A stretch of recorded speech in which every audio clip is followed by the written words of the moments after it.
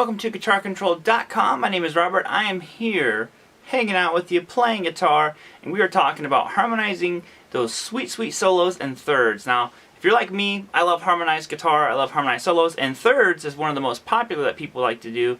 And today we're going to learn just how to do that. Now, if you want tabs of the little line that we're doing with the harmony, that is down below in the description. And other than that, let's get going.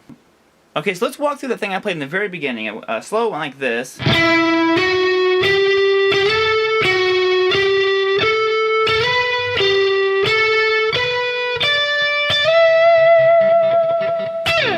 So what I'm using here is the E natural minor scale. It's also known as E Aeolian, or if it was over a G, it'd be G major.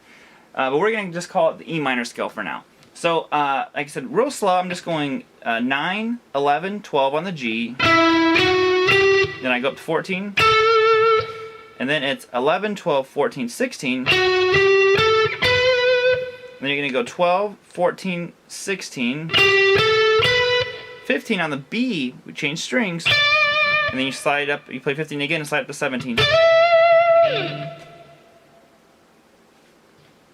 Now, the question is, how did I get that harmonized sound? So, I like to harmonize in thirds. Like I said, it's probably the most common one out of anything that anybody uses. Thirds and fifths are really common and stuff like that. So, how do I know those notes? You know, some people tend to guess, and that'll eventually get you the notes you want, but I like to just be able to harmonize things on the fly whenever I want to. So, when you're playing 9... like the trick to finding what your third is, well, a real easy way to look at it is if you know your scale. This is the most important thing. You have to know your scale really for this to work. And you want to move up 3, a third, in the scale. So, you know, when I first learned this, how I did it was I just counted the one you were on as 1, 2, and 3. So 9, 11, 12.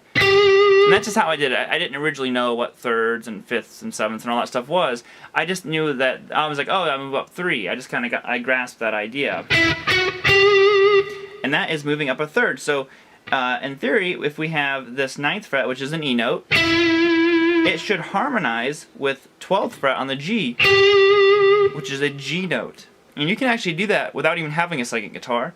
You just find an E and a G. And play them together, and you can hear that harmony. A lot of times when you hear people play riffs, they're harmonizing with themselves.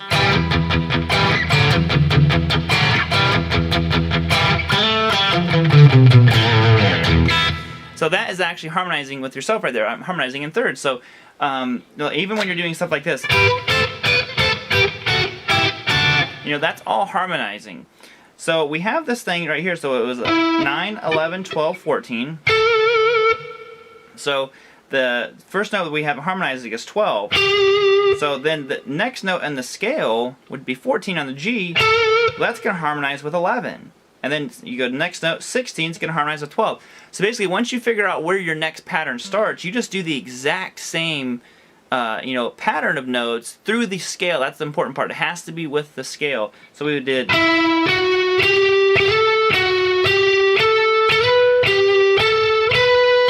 Oh, sorry. So I knew that 12 is where it started, so then I just do the same thing.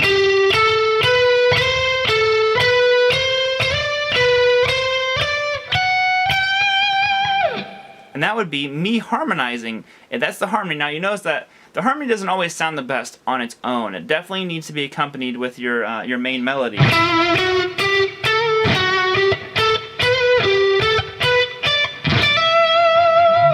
So we did those, and then I said the harmony would be...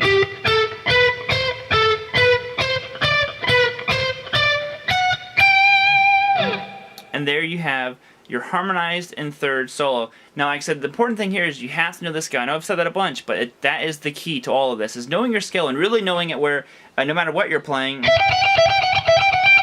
you can just go to your thirds really, really fast. I don't even have to think about it, you know, where it's just kind of like instinct. Like, oh, I want to harmonize, I can do it. So this is why learning your scales are so important. Awesome. Well, you should be harmonizing like a boss by this point. And don't forget to grab those tabs. And other than that, I will see you next time.